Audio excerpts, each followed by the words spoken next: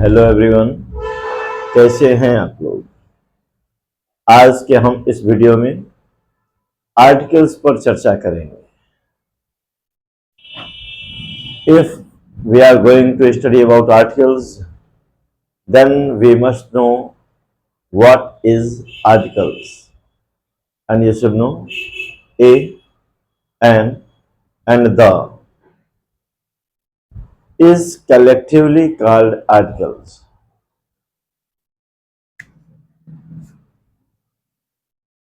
A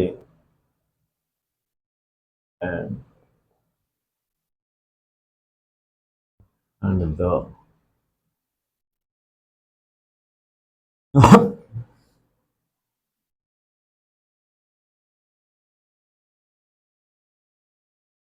is collectively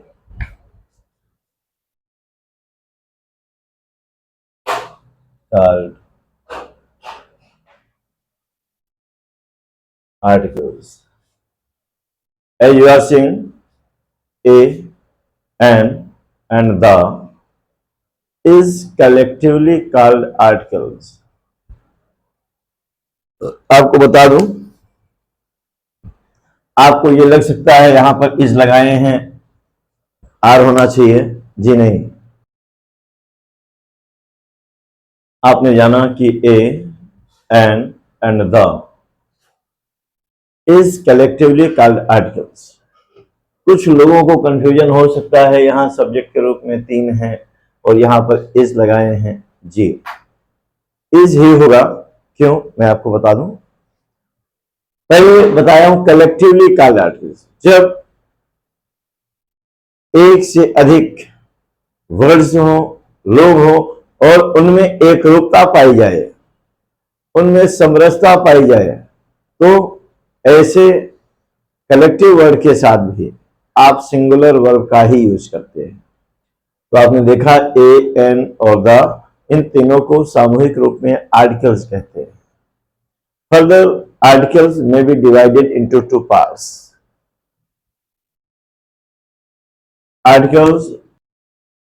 Articles may be divided into 2 parts. The first is definite article.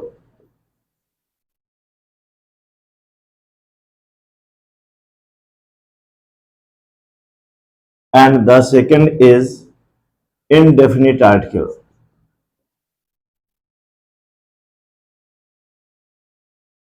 Then we should know which word comes under definite article and which word comes under indefinite article. Then you should know article the comes definite articles, or you can also say like this: the is known by definite articles and remaining others, a and an, are known by indefinite articles. I want to tell you that sometimes the should be pronounced by the, and sometimes this one is pronounced by the. Sometimes the is pronounced by the, and sometimes the is pronounced by the. Then we should know when the should be pronounced by the and when the should be pronounced by the. हमें ये जानना है कि हम the को the कब कहते हैं और the को हम the कब कहते हैं। तो आपको बता दूं, whenever a word start with a vowel and if that word contains the before it, then in this condition the should be pronounced by the. And but whenever a word starts with a consonant and if that word contains the before it, then in this condition the should be pronounced by the. आपको बता दूं कि जब किसी शब्द का प्रारंभ English Wavell से हो और उसके पहले टी आएगा, तो उसे आप दी कहते हैं।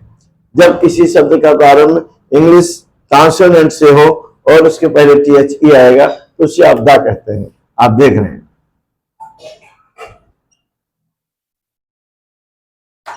The ant, the onion, the elephant,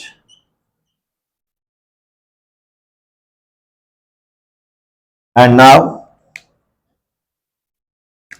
the camel, the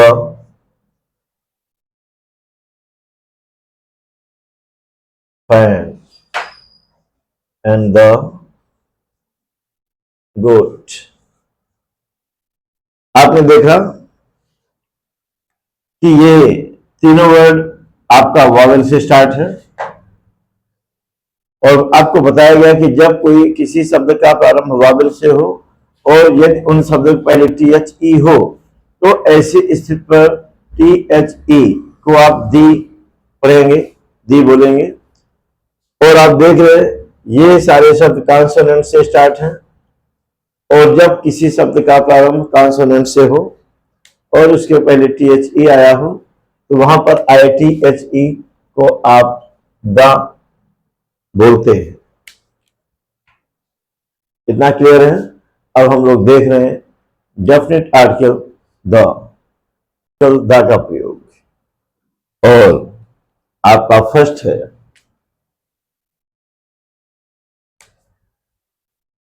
article the is used with a particular person or an object if speaker is already familiar with that or that is already mentioned।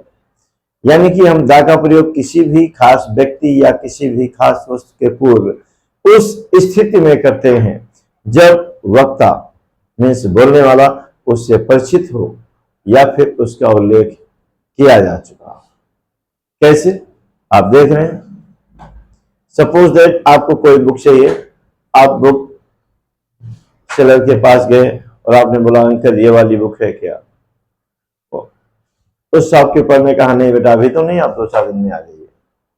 जैसे आप 2-4 दिन बाद पहुंचे और आपने उस book के विषय में इंक्वायरी किया तो वो शॉपकीपर कहने लगा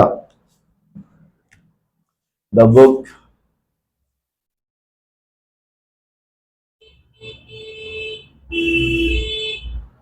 which you want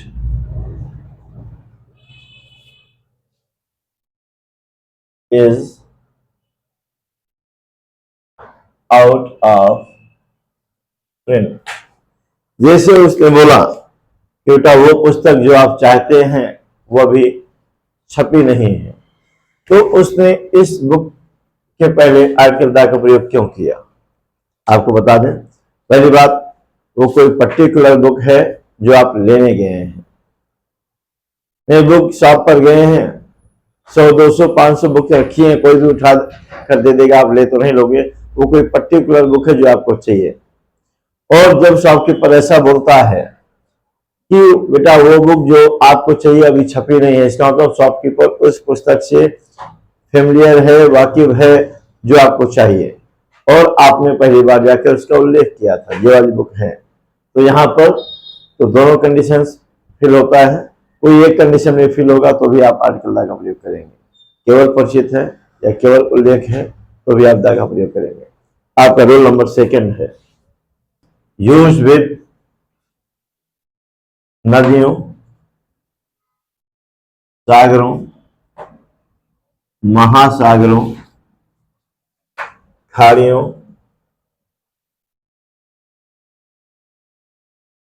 group of islands, द्वीप समूहों, group of islands,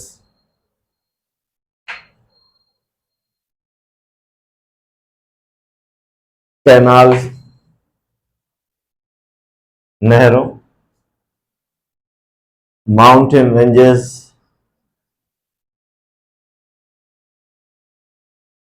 mountain ranges,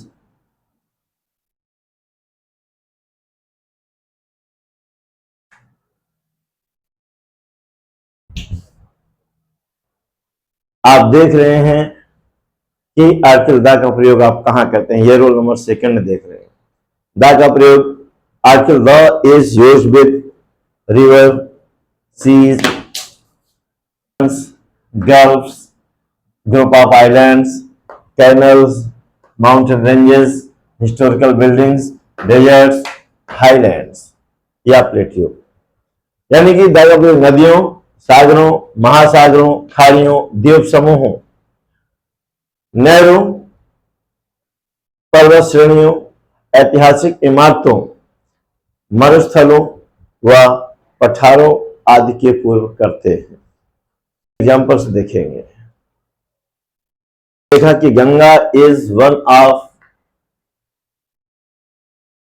the holiest river of India. Ganga Bharat के पवित्रतम नदियों में से एक है। और ये सेंटेंस इनकरेक्ट है। केवल आर्टिकल द ना लगाने से ये सेंटेंस इनकरेक्ट है। आपने देखा है नदी है, सागर है, महासागर है, कोई भी नदी है, सागर है, महासागर, ये सब है तो इनके पहले आपको आर्टिकल द का प्रयोग करना ही होगा। ये सेंटेंस इनकरेक्ट है और इसे करेक्ट करने के लिए केवल आपको इसके पहले द लगाना होगा और उसके बाद ये सही होगा।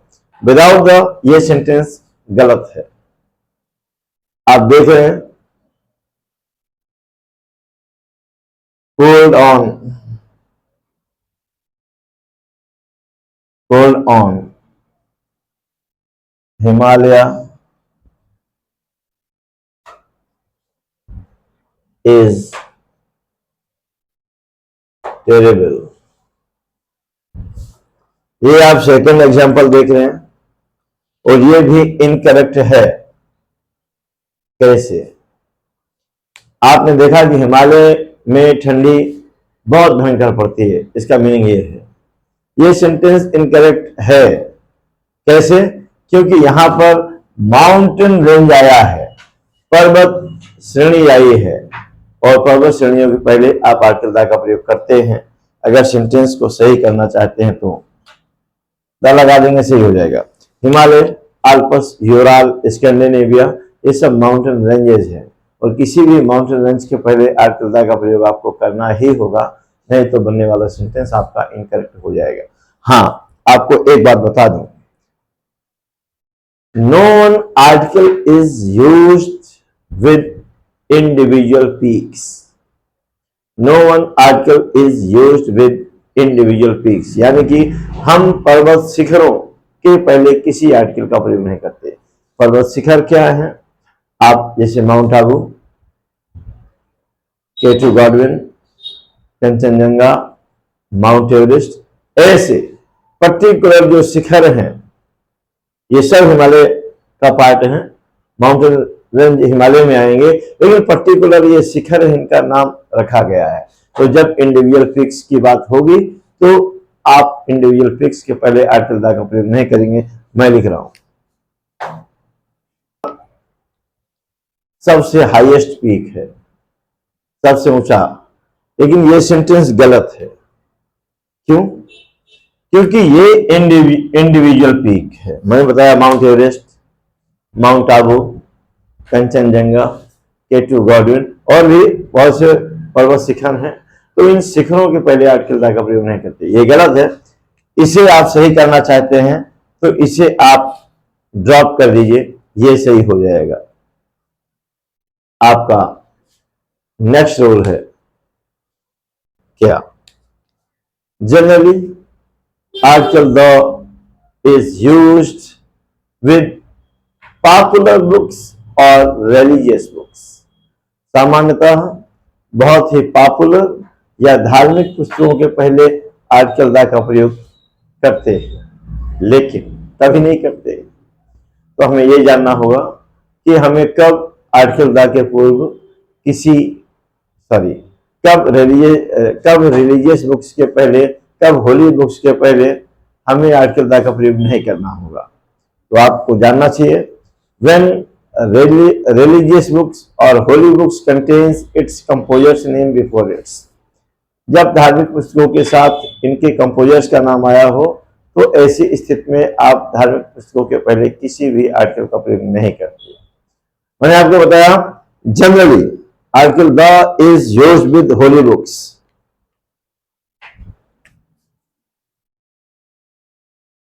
रामायण, क्यों? क्योंकि ये होली बुक तो है, लेकिन इसके पहले आर्टिकल द का प्रयोग नहीं हुआ, क्योंकि आपको बताया गया कि किसी भी रिलीजियस बुक के पहले आपको आर्टिकल द का प्रयोग करना ही होगा। ये इनकरेक्ट सेंटेंस है, इसे करेक्ट करने के लिए इसके पूर्व केवल आर्टिकल द का प्रयोग करेंगे और ये सही हो जाएगा। Vedas are source of our spiritual knowledge।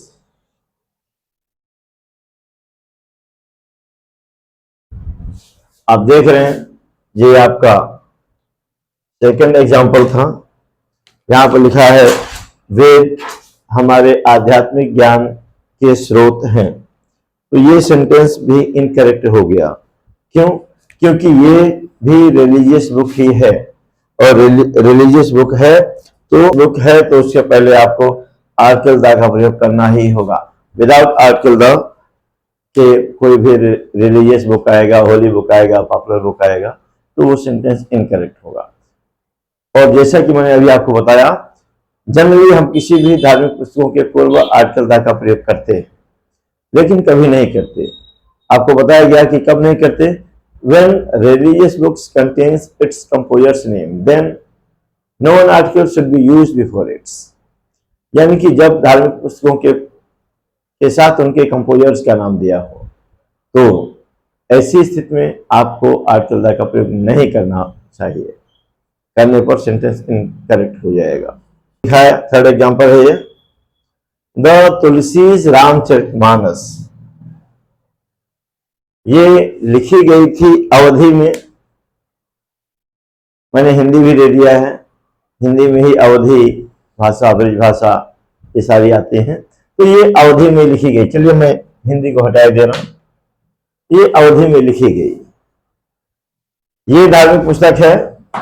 धार्मिक पुस्तक के साथ इनके कंपोजर का नाम आया है, और आपको बताया गया है जब धार्मिक पुस्तक के साथ इनके कंपोजर्स का नाम आया हो, तो इनके साथ या इनके पूर्व किसी भी आर्टिकल का प्रयोग नहीं करते। आर्टिकल द लगने से ये सेंटेंस इनकरेक्ट था। आर्टिकल द को ड्रॉप कर देने पर ये सेंटेंस करेक्ट हो जाएगा। और आपका नेक्स्ट रूल फोर्थ है। रूल 4 के अंतर्गत आप जानेंगे, जब सिंगुलर नंबर कॉमन नाउन, जब व्हेन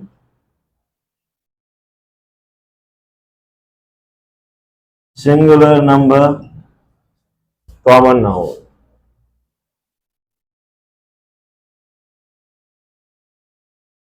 कॉमन नाउन से संपूर्ण वर्ग या संपूर्ण जाति का बोध हो, तो इसके पूर्व आर्टिकल द का प्रयोग करते हैं।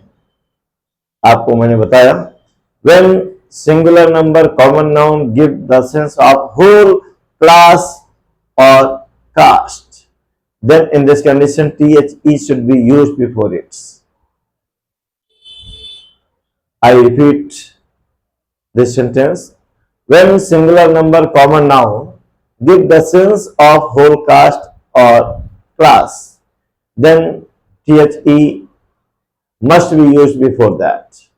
यानी कि जब सिंगुलर नंबर कॉमन नाउन से संपूर्ण वर्ग या संपूर्ण जाति का बोध हो, तो ऐसे नाउन के पूर्व आपको आर्टिकल द का प्रयोग करना होता है।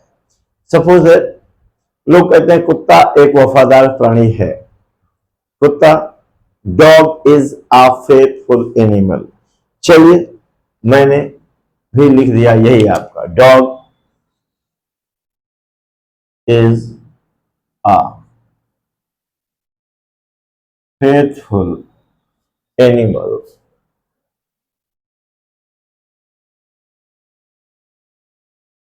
कुत्ता एक वफादार प्राणी है। लगभग 250 प्रजाति के कुत्ते होते हैं, 4 से 10 प्रकार के आपने देखे होंगे जब लोग मॉर्निंग वॉक को लेकर जाते हैं अपने कुत्तों को, 4 से 10 प्रकार के देखे होंगे। लगभग 250 प्रजाति के कुत्ते होते हैं और सभी कुत्तों में फेथफुलनेस पाया ही जाता है अपने मालिक के प्रति। जो भी केयर टेकर है, जो भी उनकी परवाह रखता है, खाने पीने की व्यवस्था करता है, वो उनके प्रति वफादार होते हैं। तो देखिए, ये सिंगुलर नंबर है डॉग, ये सिंगुलर नंबर है और कॉमन नाउन है। जब हम सिंगुलर नंबर कॉमन नाउन है ये और कहते हैं कुत्ता एक वफादार प्राणी है, तो इससे ना तो केवल मेरे कुत्ते का सेंस जाता है, ना आपके, ना पड़ोसी के, बल्कि जितने भी प्रकार के कुत्ते होते हैं उन सभी का ये सेंस दे रहा है। और अभी आपको मैंने बताया, जब सिंगुलर नंबर कॉमन नाउन से संपूर्ण वर्ग या संपूर्ण जाति का बोध हो, तो आपको ऐसी स्थिति में ऐसी नाउन के पूर्व आर्टिकल द का प्रयोग करना होगा। अभी ये सेंटेंस इनकरेक्ट है, अगर आप सेंटेंस को करेक्ट करना चाहते हैं तो कुछ नहीं करना है, इसके पहले आर्टिकल द फिट कर दीजिए, ये सेंटेंस सही हो जाएगा। आपका रोल नंबर नेक्स्ट है। Article the is also used with trains, aircrafts, aircrafts, ships and newspaper. Rule 5th है आपका। Article the is used with ships, trains, aircrafts and newspapers.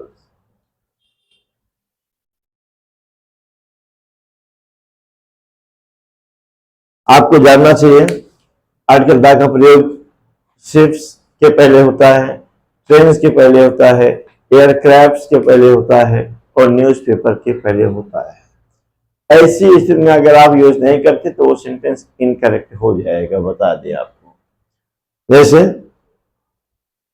Train कोई भी कैटेगरी इसकी कोई भी, सुपर फास्ट हो, general हो, कैटेगरी का कोई मतलब नहीं, ट्रेन है तो इसके पहले आर्टिकल द का प्रयोग होगा। एग्जाम्पल आपको मैं दे रहा हूं, Vande Bharat, Vande Bharat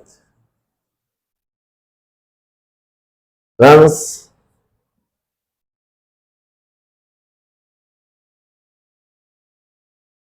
in remarkable speed.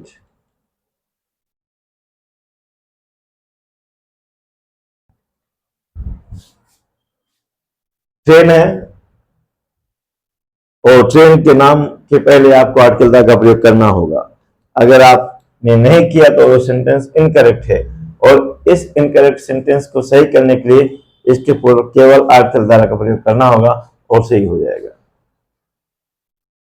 Newspaper, वो चाहे किसी भी लैंग्वेज का हो, किसी भी कंट्री का हो, अगर हम इंग्लिश में उसका नाम लिख रहे हैं तो उसके पहले आपको आर्टिकल द का प्रयोग करना होगा। वो चाहे दैनिक जागरण, अमर उजाला, आज, Hindustan times, times of India, कोई भी न्यूज़पेपर है, इंग्लिश में लिख रहे हैं तो आर्टिकल द का प्रयोग आपको करना ही होगा।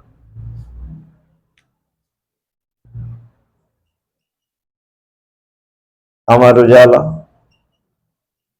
is a leading newspaper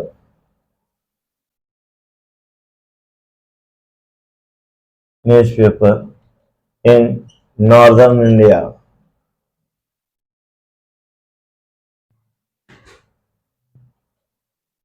आपने देखा अमर उजाला नॉर्दर्न इंडिया का, उत्तर भारत का एक लीडिंग न्यूज़पेपर है और ये सेंटेंस गलत हो गया। क्यों? क्योंकि अभी आपने जाना है आर्टिकल द का प्रयोग हम शिप्स के पहले करते हैं, एयरक्राफ्ट के पहले करते हैं, ट्रेन्स के पहले करते हैं, न्यूज़पेपर के पहले करते हैं, और अगर नहीं किया तो ये सेंटेंस इनकरेक्ट हो गया और करेक्ट करने के लिए स्टेप फोर आपको आर्टिकल द का प्रयोग करना होगा। आपका रूल नेक्स्ट है। Article the is also applied with superlative degree and ordinals. Article the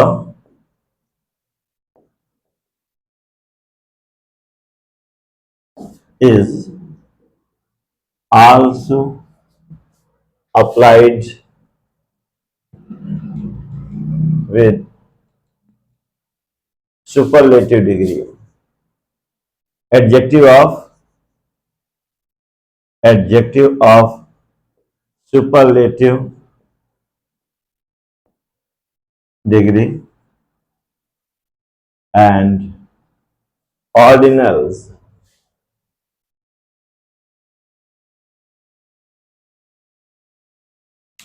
Ordinals.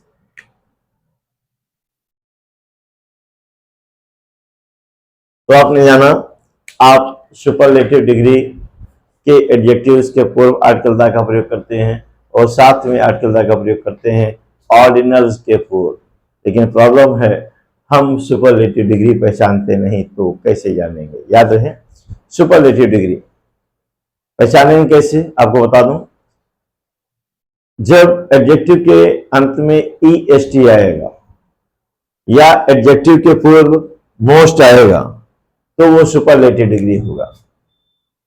Adjective plus EST या मोस्ट प्लस एडजेक्टिव, ऐसे आप पहचानेंगे ये सुपरलेटिव डिग्री है। और सुपरलेटिव डिग्री चाहे वो EST जोड़कर बना है चाहे मोस्ट जोड़कर बना है, इनके पहले आपको आर्टिकल दा का प्रयोग करना ही होगा। तो आपने देखा कि सुपरलेटिव डिग्री कैसे पहचानेंगे, या तो एडजेक्टिव में EST जुड़ा होगा लास्ट में, या फिर एडजेक्टिव के पहले मोस्ट जुड़ा हो, कुछ भी हो वो सुपरलेटिव डिग्री होगा और इसके पहले आर्टिकल दा का प्रयोग करना ना भूलें। हम बात कर लें ऑर्डिनल्स की। ऑर्डिनल्स क्या होते हैं? कुछ नहीं, specific numerals. Specific numerals are known by ordinals.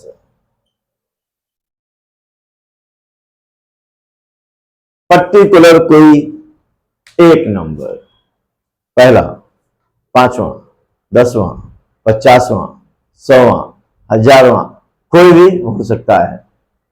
जो ऑर्डिनल्स होते हैं इंग्लिश में TH लगा होता है, फर्स्ट, फोर्थ, फिफ्थ, 10th, ये सब TH जुड़ा होता है, या हिंदी में हम वह लगाते हैं 14वां, 20वां, 50वां। तो ऐसे हम जानते हैं ये ऑर्डिनल्स हैं, और ऑर्डिनल्स हों या सुपरलेटिव डिग्री के एडजेक्टिव्स हों, उनके पहले आप आर्टिकल दा का प्रयोग जरूर करना चाहिए, नहीं तो बनने वाला सेंटेंस इनकरेक्ट होगा। मैं एग्जांपल लिख रहा हूं और आप जरा बताइएगा ये हमसे कहीं कोई गलती हुई क्या। जहां गलती हो आप इंडिकेट करिएगा।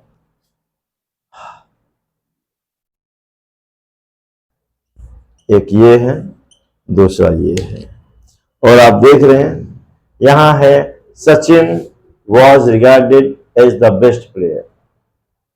यहां लास्ट में EST आया है, और EST लास्ट में आने से हम समझ गए ये सुपरलेटिव डिग्री है। सुपरलेटिव डिग्री है, अगर उसके पहले आर्टिकल दा नहीं लगाते तो सेंटेंस वो इनकरेक्ट होगा, और अगर आप सेंटेंस को करेक्ट करना चाहते हैं तो उसके पहले आर्टिकल दा का प्रयोग जरूर करें। अब देखते हैं, first and seventh boy of the line. Line का पहला और सातवां लड़का बहुत ही मिसचिवियस है, शरारती है, उदंड है। ये पर्टिकुलर न्यूमरल्स हैं। जब पर्टिकुलर न्यूमरल्स हैं मतलब उन्हें ऑर्डिनल्स कहते हैं, और ऑर्डिनल्स के पहले आर्टिकल दा का प्रयोग करते हैं। और अगर आप सेंटेंस को करेक्ट करना चाहते हैं तो इन दोनों के पहले आपको आर्टिकल दा का प्रयोग करना होगा। अपेक्षा है आप मेरी बात समझ रहे होंगे। आपका रोल नंबर नेक्स्ट है।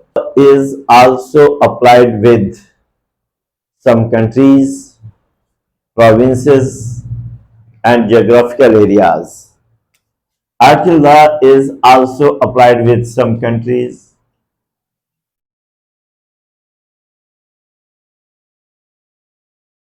provinces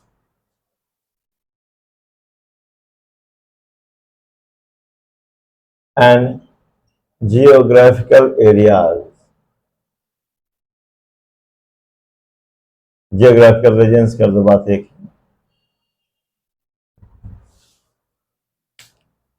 आर्थिक दा का प्रयोग कुछ देशों, प्रांतों तथा भौगोलिक स्थानों के पूर्व भी करते हैं, भौगोलिक क्षेत्रों के पूर्व करते हैं। अब प्रॉब्लम यह है, दुनिया में लगभग 207 के आसपास देश हैं। इसमें कुछ क्लैरिफाई नहीं किया गया किसके पहले करें किसके पहले नहीं करें, लेकिन लिखा कुछ देश के पहले करते हैं, कुछ प्रांतों के पहले करते हैं। तो हमें जानना होगा किन देशों व किन प्रांतों के पहले करेंगे। तो याद रहे, ऐसे देश जिनकी अपनी कोई विशेष विशेषता हो। और याद रहे, विशेष विशेषता का मतलब होता है जो खास बात उसमें है वो किसी और में हो ही नहीं सकती। तो बात को समझे, ऐसे देश जिनकी अपनी विशेष विशेषता है के पूर्व ही आर्टिकल दा का प्रयोग करते हैं सामान्य तौर पर। जैसे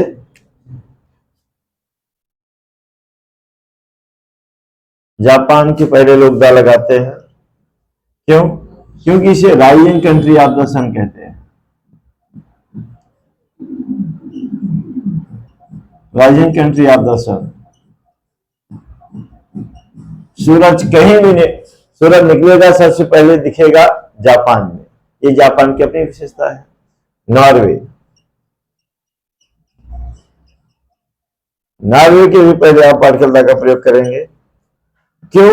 क्योंकि यहां पर सन साइंस एट मिडनाइट, लोग कहते हैं यहां पर सूरज अर्धरात्रि के समय चमकता है, एट मिडनाइट।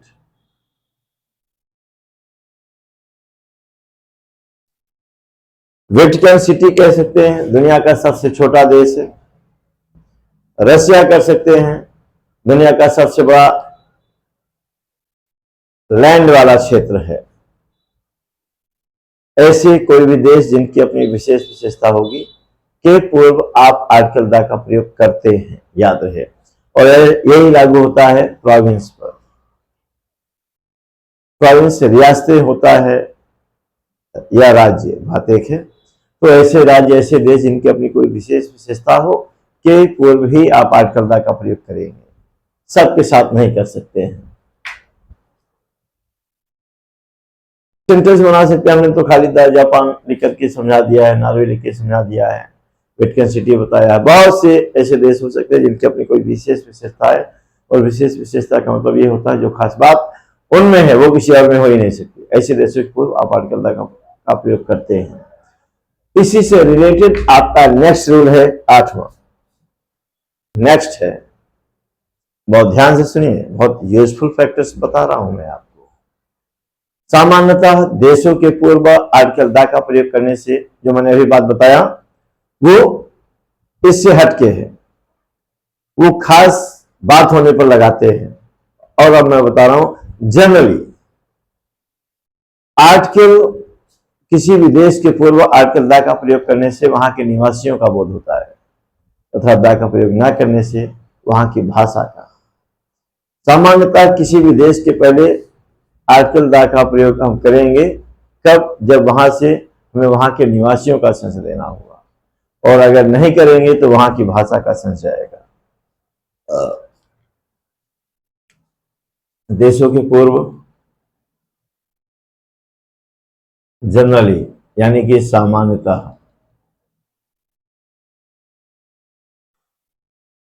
जनरली देशों के पूर्व आर्टिकल दा का प्रयोग करने से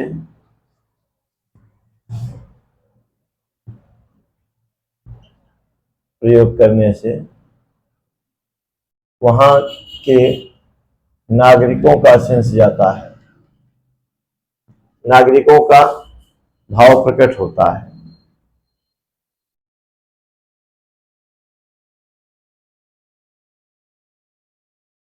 तथा दा का प्रयोग ना करने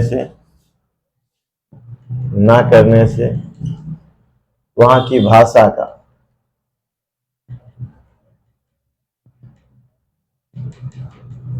अपेक्षा आप समझ रहे होंगे, मैंने लिखा है सामान्यतः देशों के पूर्व आर्टिकल द का प्रयोग करने से वहां के निवासियों का बोध होता है, वहां के नागरिकों का बोध होता है, तथा द का प्रयोग ना करने से, यहां पर का प्रयोग और लिख सकते हैं, का प्रयोग ना करने से वहां की भाषा का कैसे हम लोग एग्जाम्पल से समझते हैं। चलिए हम इंग्लिश कंट्री की बात करते हैं।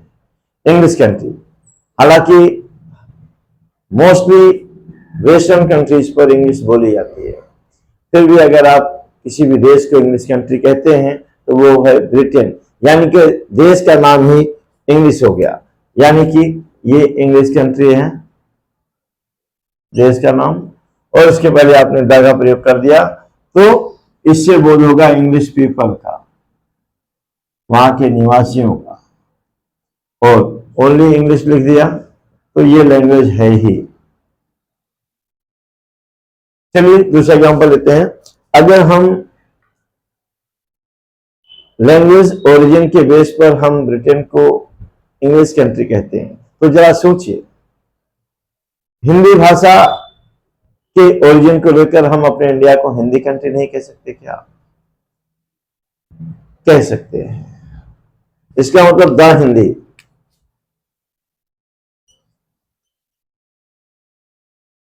बराबर द हिंदी बराबर people of Hindustan, people of Hindustan, और ओनली हिंदी, ये लैंग्वेज है ही। हम फ्रांस का नाम सुने हैं, फ्रेंच कंट्री कहते हैं, फ्रेंच, यानी कि देश का नाम फ्रेंच है, फ्रेंच कंट्री, इसके पहले हमने द लगाया तो इसका मतलब हो गया फ्रेंच पीपल, फ्रांसीसीज, फ्रेंच पीपल, और ओनली फ्रेंच कर दिया तो ये वहां की लैंग्वेज हो गई।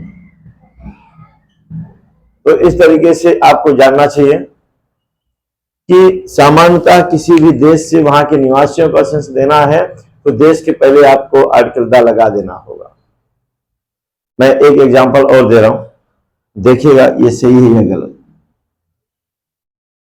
फ्रेंच डिफीटेड जर्मन्स, मैं इसमें कहना चाह रहा था फ्रांस ने जर्मनी को हराया, लेकिन कोई हारता जीतता कब है? जब वहां के लोग लड़ते हैं।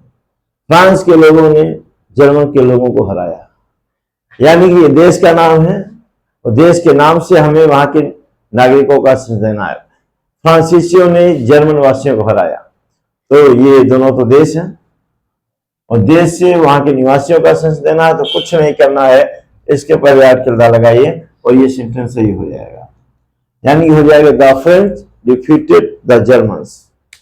और अगर आप द नहीं लगाते हैं तो इसका मतलब लैंग्वेज हो जाएगा, और लैंग्वेज को हराती जिताती नहीं, लड़ते तो वहां के लोग हैं ना। तो अपेक्षा ये सेंटेंस भी आपको क्लियर हुआ होगा। आपका नेक्स्ट रूल है 10 का प्रयोग, ऑल व बोथ। अभी बताया गया है कि सबके पहले इनका प्रयोग करते हैं, लेकिन आपको पता होना चाहिए ऑल और बोथ का प्रयोग जब एडजेक्टिव के रूप में होगा तो इनके बाद द का प्रयोग होता है। ऑल एंड बोथ का प्रयोग एडजेक्टिव के रूप में होने पर, का प्रयोग एडजेक्टिव के रूप में होने पर इनके पश्चात आर्टिकल द का प्रयोग करते हैं। का प्रयोग यहां पर लिख लीजिएगा, का प्रयोग करते हैं। ऑल और बोथ का प्रयोग एडजेक्टिव के रूप में होगा तब करते हैं, अगर नहीं होगा तो नहीं करेंगे। तो हमें पता करना होगा ये एडजेक्टिव का सेंस देंगे कब। सिंपल है, याद रहे, जब इनके बाद किसी नाउन का प्रयोग हुआ हो। जब ऑल और बोथ के बाद किसी नाउन का प्रयोग हुआ हो तो जान लीजिएगा ये एडजेक्टिव है। क्यों? क्योंकि लोग कहते हैं किसी भी नाउन के पूर्व आने वाले शब्द एडजेक्टिव कहलाते हैं, और अगर इनका प्रयोग एडजेक्टिव के रूप में हुआ है तो इनके बाद दा का प्रयोग करेंगे। अभी सबके पहले दा का प्रयोग हम सीख रहे थे, कर रहे थे, बता रहे थे। इनके बाद होता है all players were already were already present there। देखिए ये ऑल है और ऑल के बाद ये नाउन आया है, यानी कि नाउन के पहले आने वाला शब्द एडजेक्टिव होता है। तो यहां पर ये ऑल एडजेक्टिव है, और अगर ऑल का प्रयोग एडजेक्टिव के रूप में हुआ है तो इसके बाद दा का प्रयोग करना होगा। बोथ फ्रेंड्स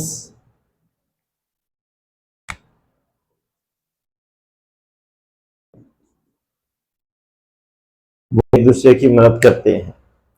देखिए ये बोथ के बाद भी नाउन आया है, यानी कि नाउन के पहले आने वाले शब्द क्या होते हैं? एडजेक्टिव होते हैं।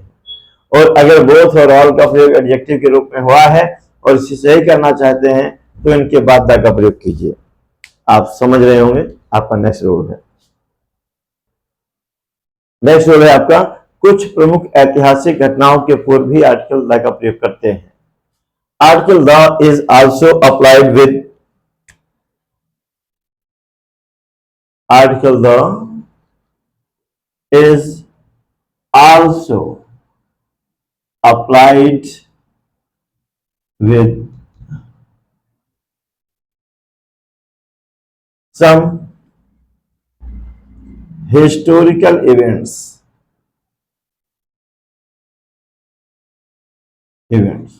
यानी कि दा का प्रयोग हम कुछ प्रमुख ऐतिहासिक घटनाओं के पूर्व करते हैं। सम एमिनेंट, कुछ प्रमुख ऐतिहासिक घटनाओं के पूर्व करते हैं। आज की हर घटना कल का इतिहास होगा, तो हम किस घटना के पहले करें, किसके पहले नहीं, क्योंकि रूल में कुछ बताया नहीं गया, केवल यही कहा गया कि कुछ ऐतिहासिक घटनाओं के पूर्व भी आप दा का प्रयोग करते हैं। तो किनके पहले करेंगे? याद है ऐसी ऐतिहासिक घटना जिसका प्रभाव व्यापक क्षेत्र में पड़ा हो, जिससे लगभग संपूर्ण एक देश या फिर कई देश प्रभावित हुए हों, केवल ऐसी घटनाओं के पहले ही आप आर्टिकल द का प्रयोग करते हैं। जैसे आपका द फर्स्ट वर्ल्ड वॉर, संपूर्ण दुनिया ही दो पार्ट पर डिवाइड हो गई, तीन। The second world war, the tsunami, tsunami 2004 में 13 देशों को तबाह करने आई थी। The Indian independence war, the Indian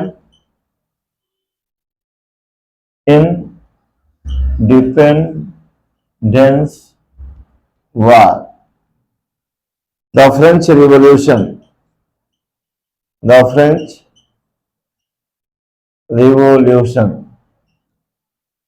आपको बताया कि ऐसी घटनाएं जिसका असर लगभग संपूर्ण देश में पड़े या फिर कई देश प्रभावित हो, केवल ऐसी घटनाओं के पहले ही आर्टिकल द का प्रयोग करते हैं।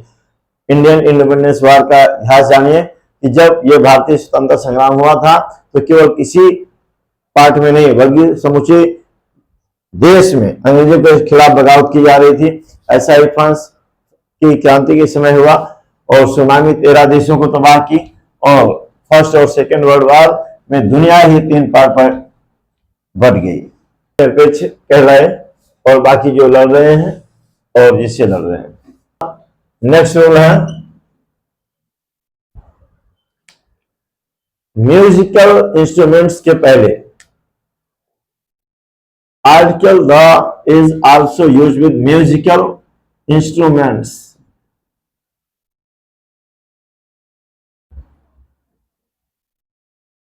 वाद्य यंत्रों के पहले भी आर्टिकल द का प्रयोग होता है, और अगर नहीं करते तो सेंटेंस इनकरेक्ट होगा। जैसे I know how to play flute. देखिए ये सेंटेंस इनकरेक्ट है, क्योंकि यहां बताया गया कि मुझे बांसुरी बजाना आता है। बांसुरी ये वाद्य यंत्र है, और किसी भी वाद्य यंत्र के पहले आर्टिकल द का प्रयोग करेंगे, और अगर नहीं किया तो गलत हो जाएगा, आपने किया। नेक्स्ट रूल है आपका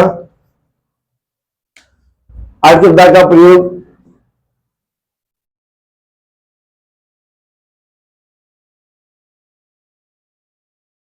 पॉलिटिकल पार्टीज के पूर्व भी करते हैं, लेकिन किन पॉलिटिकल पार्टीज के पूर्व, कब, किन के? आर्टिकल द का प्रयोग आप नेशनलाइज्ड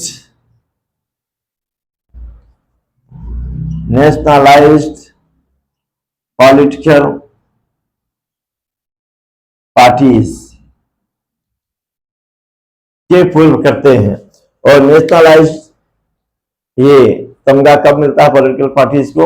जब कम से कम 4 राज्यों में 4% मतदान मिलेगा, कि जिस पार्टी को कम से कम 4%, तो वो नेशनलाइज्ड हो जाती है। तो आप नेशनलाइज्ड पार्टीज के पहले भी आर्टिकल द का प्रयोग करते हैं। जैसे मैं लिख रहा हूं यहां, BJP governs in centre and UP, कोई दिक्कत नहीं। तो ये नेशनलाइज्ड पार्टी है, लगभग 70% स्टेट्स में, 60% स्टेट्स में इसी की सरकार है। कोई बात नहीं, कोई भी नेशनलाइज्ड पार्टी हो सकती है, वो कांग्रेस हो सकती है, वो बीजेपी हो सकती है, वो आप भी हो सकती है, आम आदमी पार्टी। और किसी जमाने में बीएसपी हो गई थी, लेकिन बीएसपी समाप्त हो गई है, नेशनलाइज्ड पार्टी का दर्जा नहीं रहा। तो किसी भी नेशनलाइज्ड पार्टी के पहले आप आर्टिकल द का प्रयोग करते हैं। ये नेशनलाइज्ड पार्टी है, अगर आप आर्टिकल द का प्रयोग नहीं करते तो ये सेंटेंस इनकरेक्ट होगा। इस तरीके से आज हमने देखा है रूल्स ऑफ आर्टिकल द। हमने आर्टिकल द के रूल्स देखे, कहां कहां पर लगते हैं। ये वीडियो बेहद यूजफुल है। आर्टिकल्स के आपको 4 वीडियोज मिलेंगे। यूजेज ऑफ आर्टिकल्स, एक यूज ये है, दूसरे में एएन, फिर ओमिशन ऑफ आर्टिकल्स और रिपीटेशन ऑफ आर्टिकल्स। इस तरीके से 4 वीडियोज मिलेंगे, बेहद यूजफुल है। किसी भी एग्जाम में, मैं bank, SSC, NDA, one day exam की बात कर रहा हूं, किसी भी एग्जाम में 3 to 5 मार्क्स का 1-2 क्वेश्चन आते ही आते हैं। बेहद गंभीरता से इस टॉपिक को लें, बेहद इंपॉर्टेंट फैक्ट है। हाँ, ये इसके फैक्टर्स जो वीडियो में मैंने बताया है, समझाया है, पसंद आते हैं तो लाइक करिए, सब्सक्राइब करिए, और अगर आप ऐसे वीडियो चाहते हैं तो सब्सक्राइब करें। हाँ, कमेंट करके जरूर बताएं ये वीडियो आपको कैसा लगा। Thank you.